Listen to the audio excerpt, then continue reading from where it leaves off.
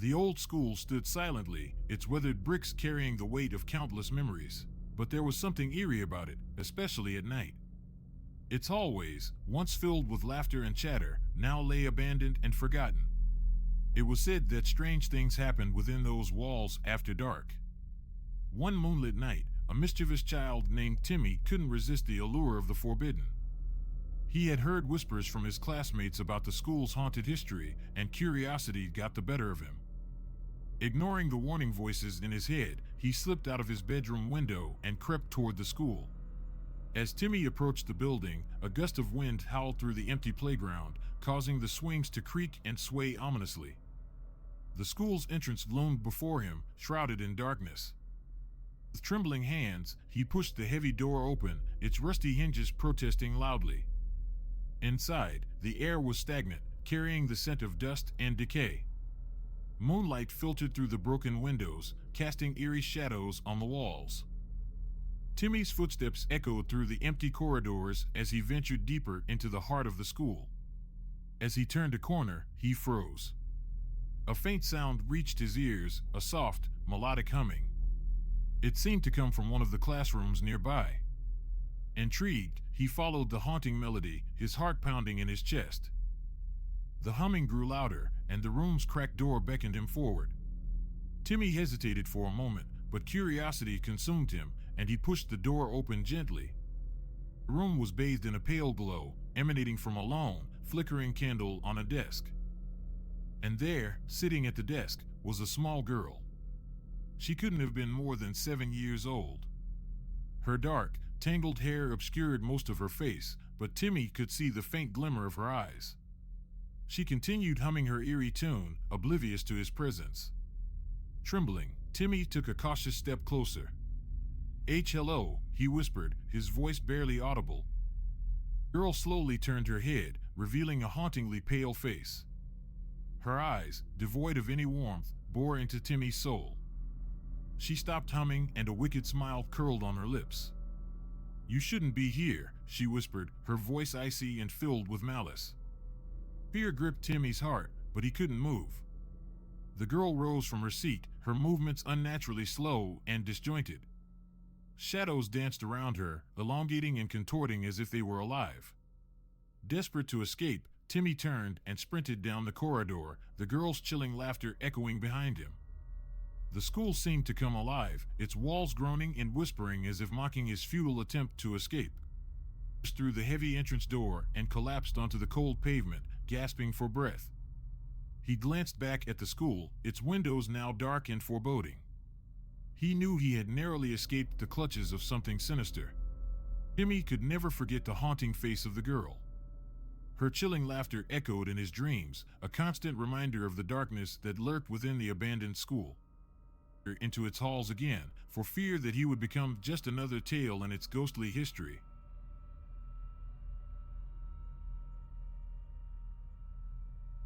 The dimly lit hallway stretched before me as I made my way towards the basement of the school. It was late at night, and as the janitor, I was tasked with cleaning up after another long day of classes. The school was eerily quiet, the only sounds echoing through the empty corridors were my own footsteps. I descended the creaky stairs, the smell of stale air growing stronger with each step. The flickering fluorescent lights cast eerie shadows on the cold concrete walls.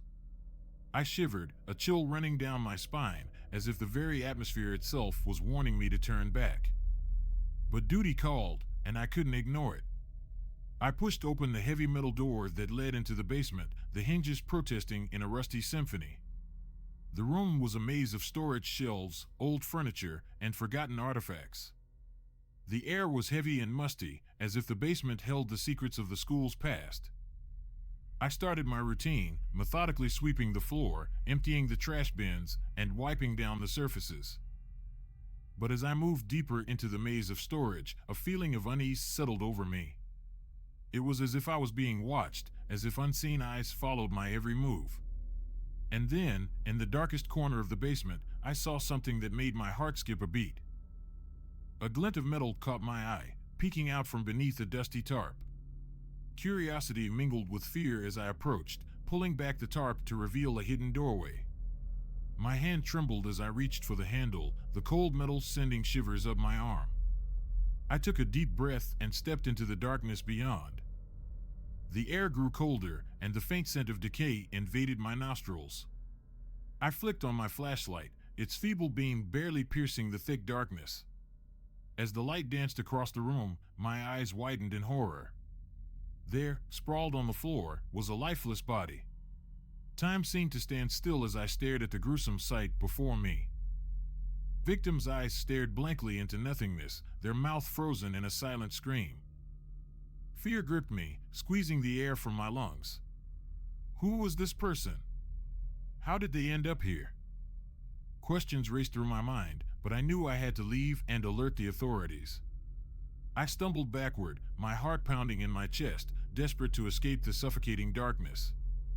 Just as I turned to flee, a chilling whisper filled the air, seeming to come from all directions at once. You've seen too much, it hissed, its voice filled with malevolence. The walls around me seemed to close in, the air growing thick with an unseen presence. Terrified, I sprinted towards the basement door, my footsteps echoing through the halls.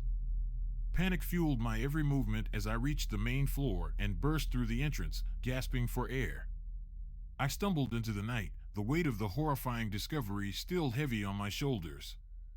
The police arrived shortly after, and I told them everything I had seen. They searched the basement but found no trace of the hidden room or the lifeless body. They assured me it was just a figment of my imagination, a trick of the mind in the depths of the school's darkest corners. But I know what I saw. I know the truth lies hidden beneath the school, waiting to be uncovered. The memory of that lifeless body haunts me still, a constant reminder that sometimes the darkness holds secrets we're not meant to discover.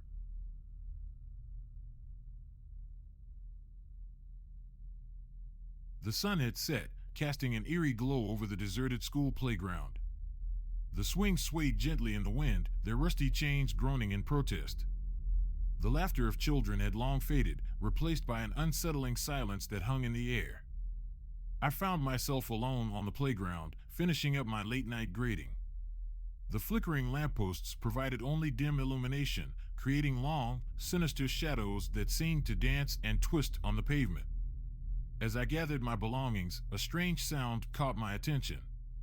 It was a faint giggling, almost childlike, coming from the dark corners of the playground. My curiosity piqued, I turned toward the source of the sound. Standing at the edge of the playground, I saw a figure, small and hunched. It was a young girl, her face obscured by long, tangled hair. The girl wore a tattered, blood-stained dress that sent a shiver down my spine.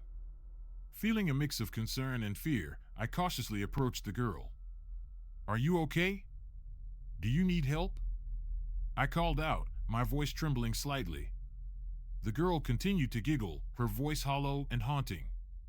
Slowly, she turned her head toward me, revealing sunken, vacant eyes that seemed to pierce through the darkness. Without warning, the girl's giggles turned into a sinister laughter that echoed through the empty playground. The swings began to sway violently, their chains creaking in protest. The air grew heavy with an otherworldly presence. My heart raced as I realized I had stumbled upon something far more sinister than I could have ever imagined. I tried to retreat, but my feet felt heavy, as if rooted to the ground. As the laughter intensified, the girl's form distorted, her body contorting and elongating. Her limbs twisted into unnatural angles, her mouth stretching impossibly wide to reveal rows of razor-sharp teeth. Fear consumed me as I realized I was face to face with a malevolent entity. The girl, or whatever she had become, lunged toward me with unearthly speed, her haunting shriek piercing the night. In a desperate attempt to escape, I darted across the playground, my heart pounding in my chest. But no matter how fast I ran, the creature was always just a step behind, its malicious laughter echoing in my ears.